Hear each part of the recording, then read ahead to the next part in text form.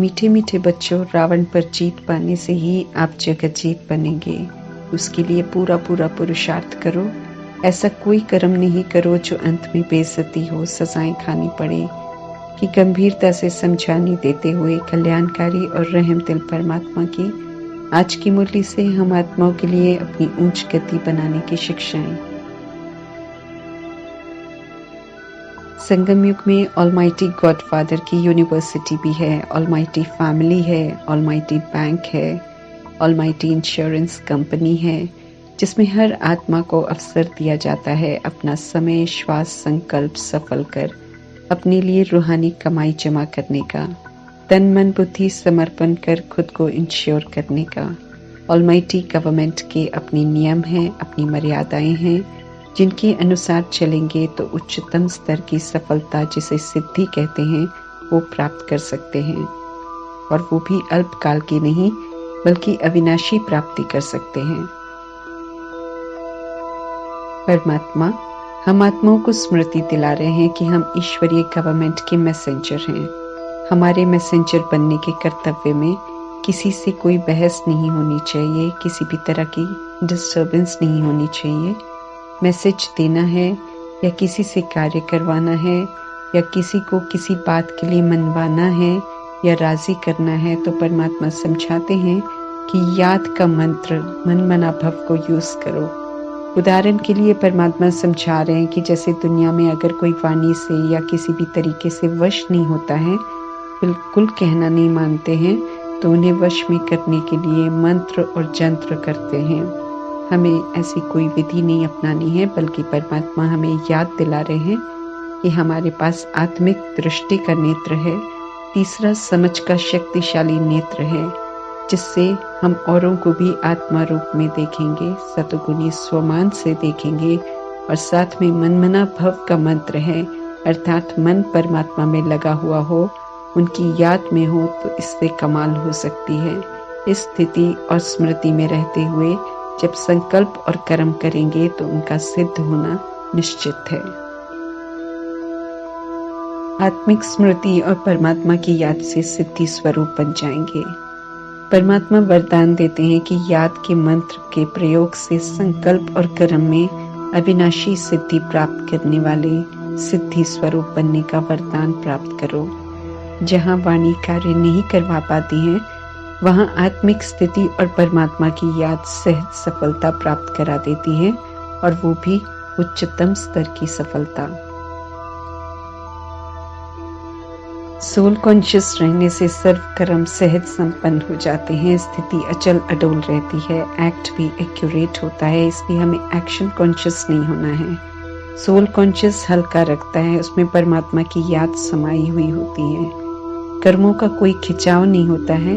Action conscious भारी करता है, क्योंकि उसमें देह का अभिमान होता है।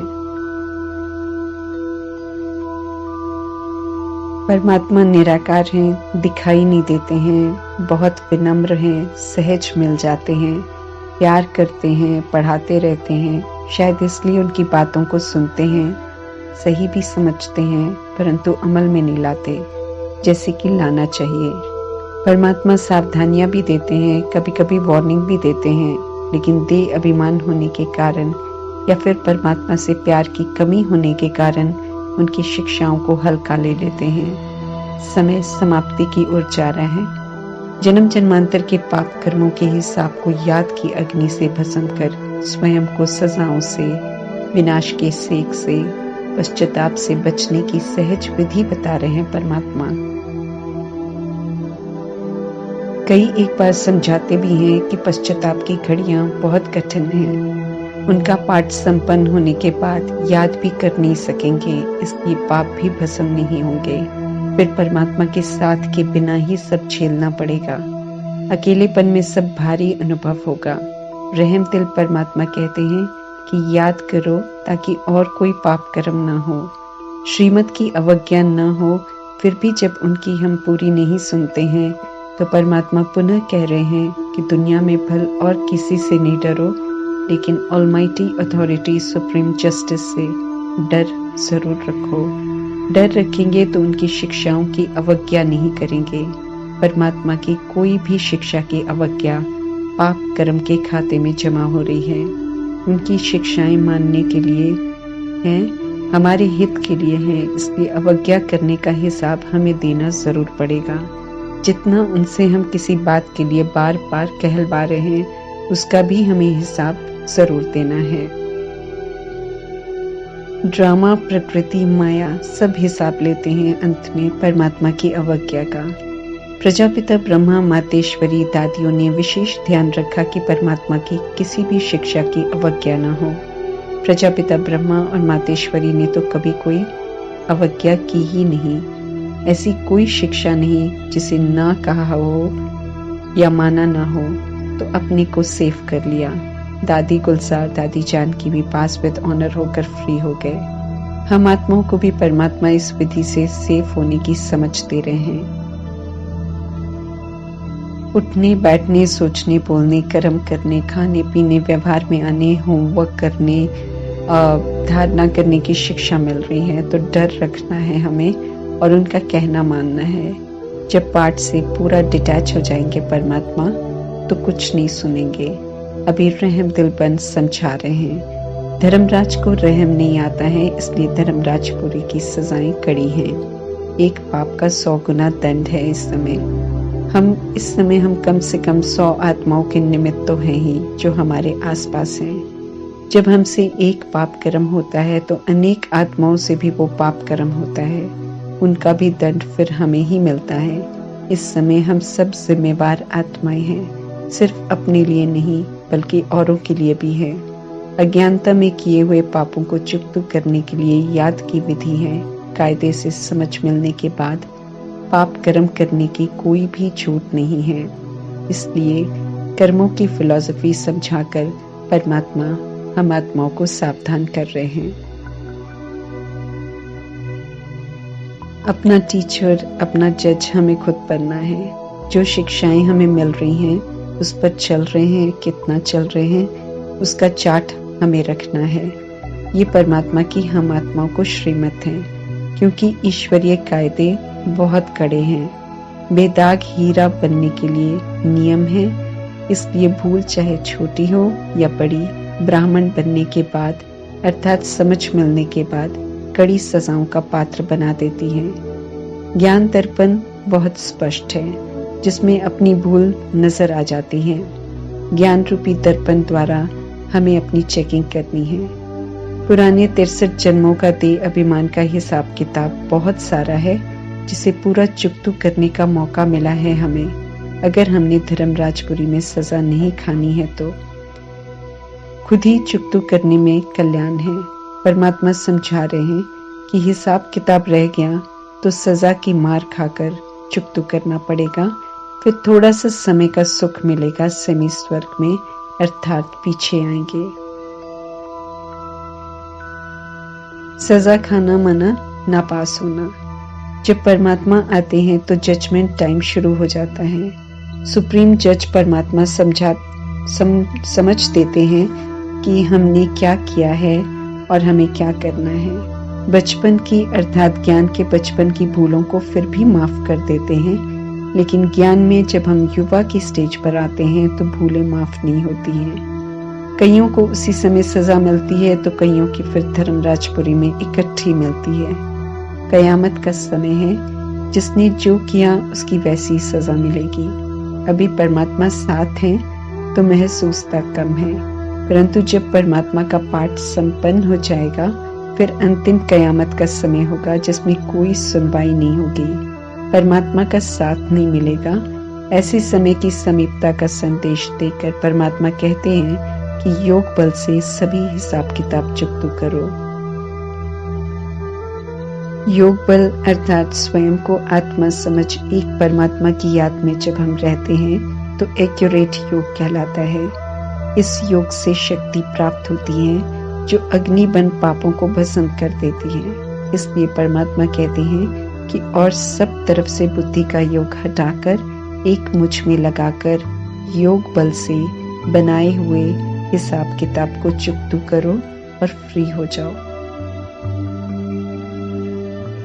चलते फिरते उठते बैठते परमात्मा को याद करेंगे तो पवित्र बनते जाएंगे और पतित बनाने वाले रावण पर जीत प्राप्त कर लेंगे। याद ही विधि है पावन बनने की। सूक्ष्म रावण पर जीत प्राप्त करने के लिए स्थूल हथियार नहीं चाहिए, बल्कि साइलेंस और याद के बल से रावण रूपी विकार विदाई ले लेते हैं। परमात्मा बिना किसी हिंसा के विकारों की हिंसा पर विजय प्राप्त करना सिखाते हैं।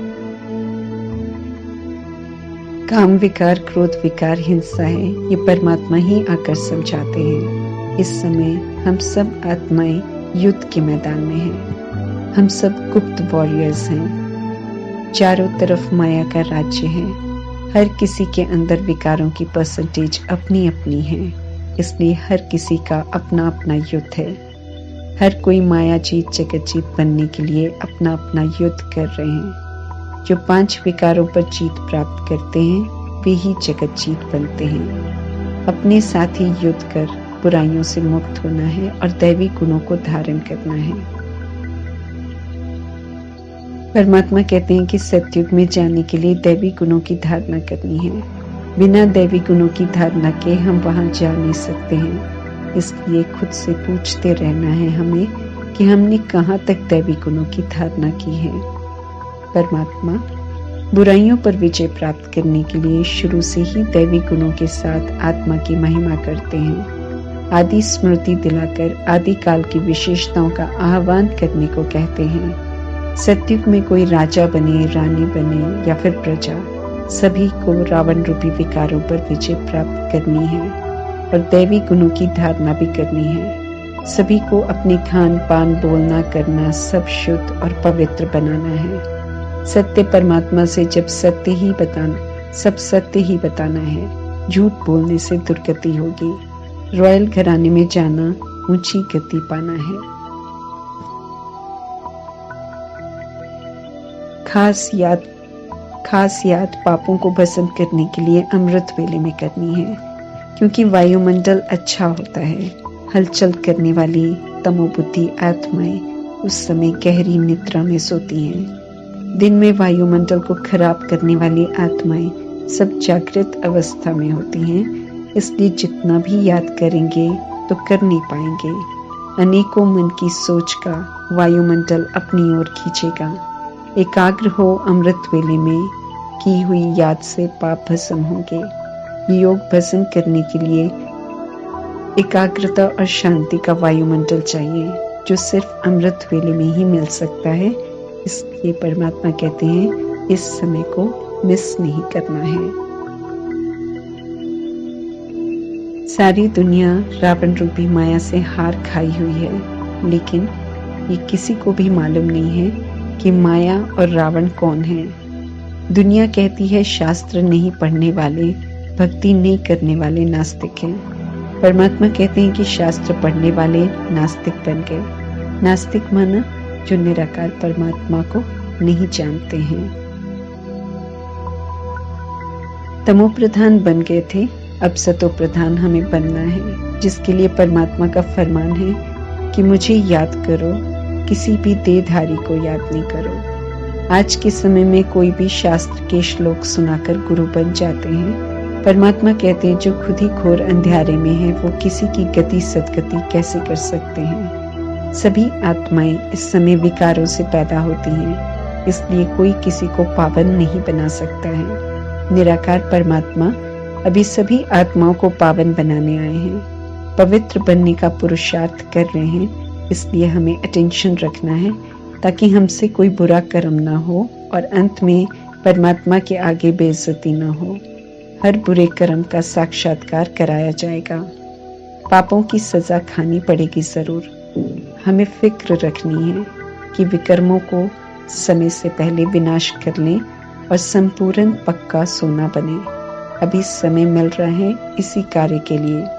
जितना समय मिले हमें याद में रहना है, माया की परवाह बिल्कुल नहीं करनी है, बेहद के पिता से बेअदबी नहीं करनी है। डायरेक्ट अल्टीमेट अथॉरिटी की डायरेक्शन है, उन डायरेक्शन की अवज्ञा करने की भूल नहीं करनी है, क्योंकि पहले का ही पापों का बहुत बोझा सिर पर है, उसे खत्म कर हमें पुण्य आत्मा बनना है, अपना कल्याण करना है। पहले की तरह हमें माथा नहीं टेकना है, बल्कि याद कर पवित्र बनना है।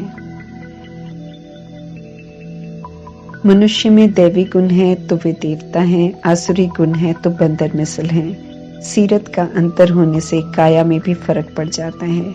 सीरत में दिव्यता है तो कंचन निरोगी काया है, सीरत में आसुरीपन है तो काया रोगी मिलती है। अभी संगम युग में पवित्रता की धारणा का ताज, स्व परिवर्तन की जिम्मेवारी का ताज का कर्तव्य पूरा कर परमात्मा कहते हैं कि दैवी स्वराज्य लो।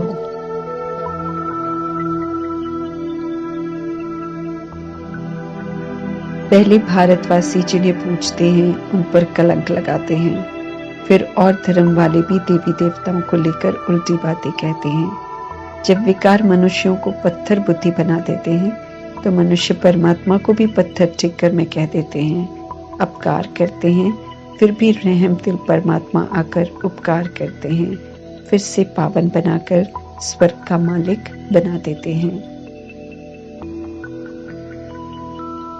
जो सहन करते हैं, जो परमात्मा को याद करते हैं, वे धारणा कर लेते हैं।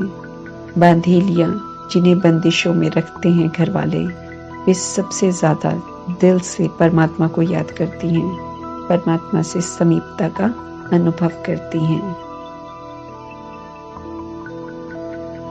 परमात्मा कहते हैं विकार के बिना सृष्टि शुरू हुई थी, पवित्रता से सुख शांति थी, दिव्य आत्माएं राज्य करती थी। गंदे कर्मों को बंद करने की समझ देते हैं परमात्मा।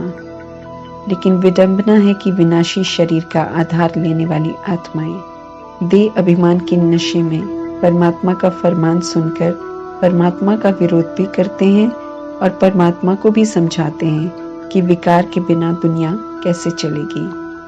परमात्मा पूछते हैं उन आत्माओं से कि जो देवताओं की महिमा करते हैं कि वे संपूर्ण निर्विकारी हैं, तो उस संपूर्ण निर्विकारी का अर्थ क्या है। खुद ही गायन भी करते हैं कि भगवान वाच है, काम महाशत्रु है, लेकिन अर्थ नहीं समझते हैं। तभी तो मंदिरों में, चर्च में, गुरुद्वारे में काम विकार का हथियाला बांधते हैं, उसे गलत नहीं समझते हैं। दूसरी तरफ अरदास में जाकर जरूर कहते हैं कि हमें काम, क्रोध, लोभ, मोह, अहंकार से बचाओ, और दिनचर्या में विकारों को यूज करते हैं।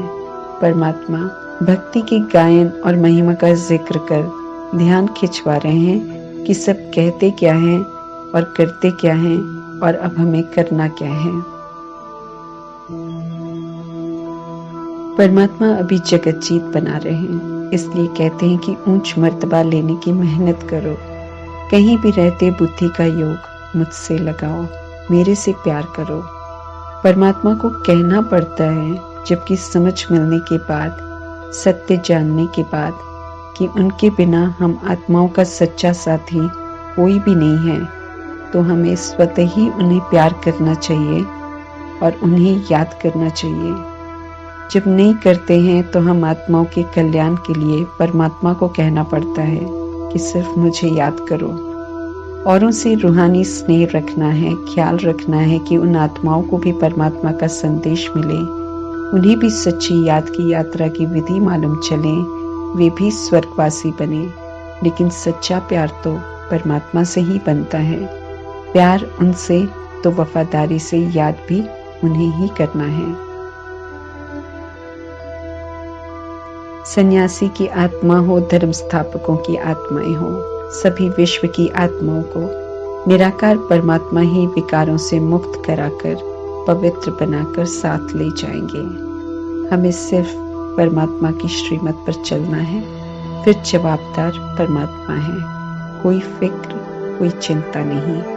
गृहस्थ व्यवहार में रहते हुए पवित्र रहकर, याद में रहकर सत्युग के रॉयल घराने में जाने का पुरुषार्थ कर रहे हैं कि स्मृति में रहकर सिर्फ राइटियस कर्म करने हैं। रावण के वश अब हमें कभी भी नहीं होना है।